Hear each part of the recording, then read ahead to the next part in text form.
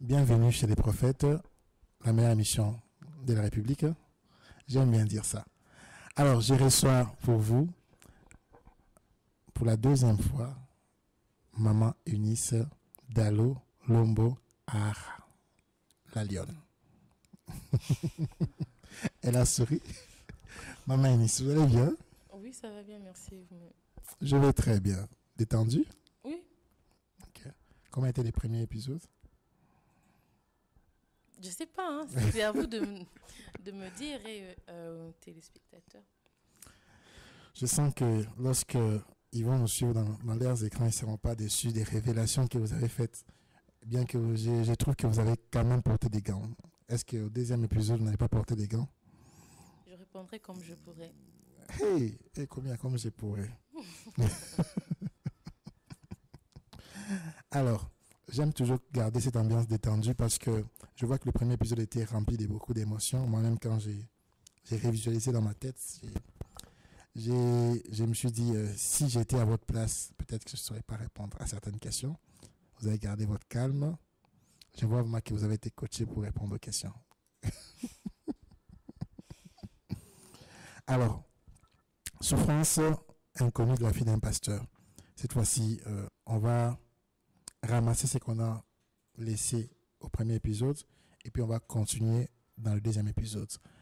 Deuxième épisode, Eunice Dalo entre à l'université. Eunice Dalo voyage. Eunice Dalo, la fille du pasteur, commence une nouvelle vie. Eunice Dalo a failli faire une dépression. On va parler de tout ça. Et puis on va aussi parler du changement, de la transformation de votre vie. Pas le mariage, bien sûr. De la communauté, l'ancienne communauté à la nouvelle communauté. Donc on va vraiment épingler ces sujets calmement. On prendra notre temps. J'ai demandé à la réalisation qu'on aille jusqu'à 1 heure. Ils me l'ont accordé. Vous êtes d'accord?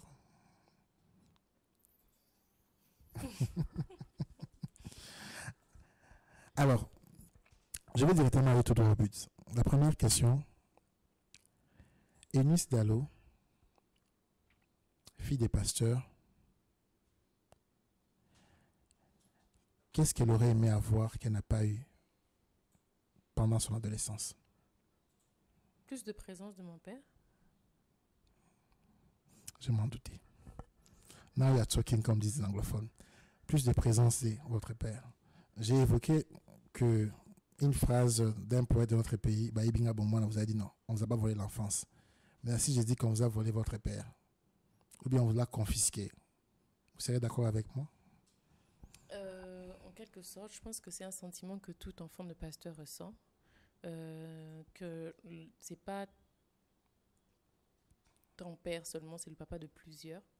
Et je pense ce sentiment-là d'appartenir à tout le monde, c'est pas très évident de le vivre en tant qu'enfant.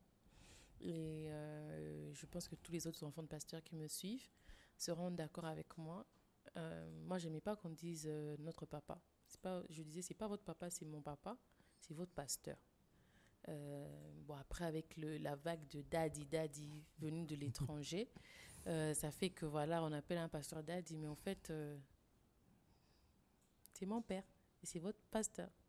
Vous maintenez la phrase?